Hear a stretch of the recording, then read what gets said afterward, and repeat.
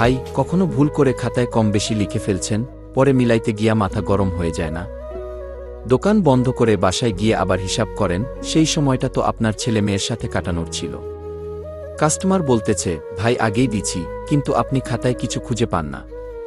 হয়তো ভুলে গেছেন, পণ্য শেষ হয়ে গেছে, আপনি জানতেন না, কাস্টমার চাইল, দিতে পারলেন না। বিক্রি গেল, বিশ্বাস গেল।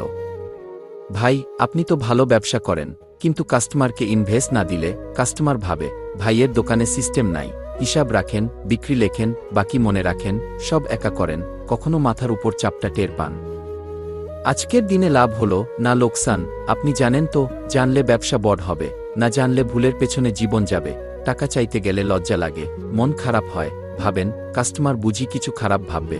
ফেরত পণ্য এলে হিসাব গুলিয়ে যায়, কে কি নিল, কে কি দিল, সব ভুলে যান। আর সবচেয়ে বড় কথা, কেউ দোকানে বসলে আপনি ঠিক বিশ্বাস রাখতে পারেন না, মনটা কেমন অস্থির লাগে।